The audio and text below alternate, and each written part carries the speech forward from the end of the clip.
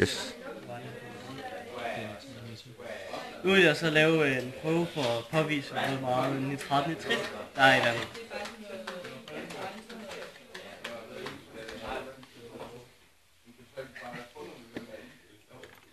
Der er ikke særlig meget.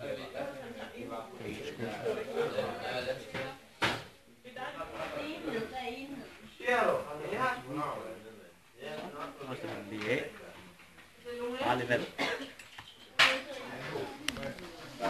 Så skylder jeg et lidt sted først i lidt af vandprøven. Og derfor efterfylder jeg det lidt op.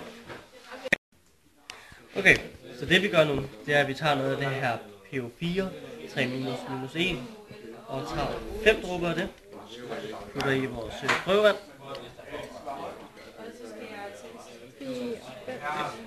Sådan.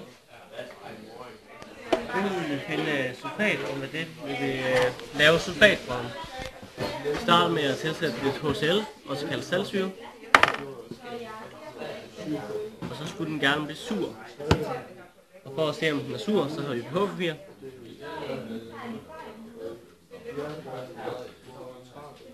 Ja, den er sur.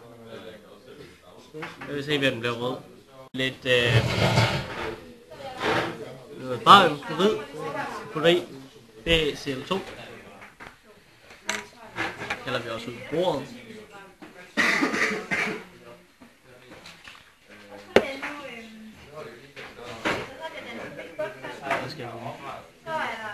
Det var... Bare lige holde en pause.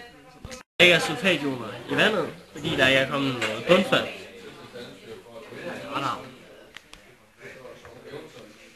Og vi må hellere finde fluor.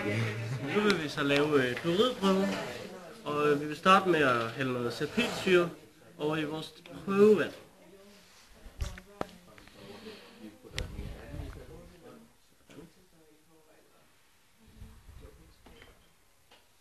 Det er så fordi den er sur.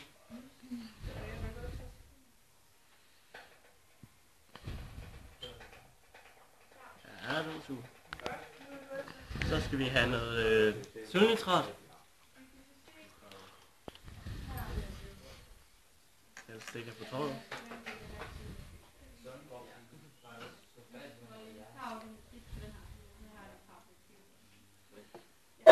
Og så kan vi se, at den bliver lidt krumset, og der kommer en lille smule slør.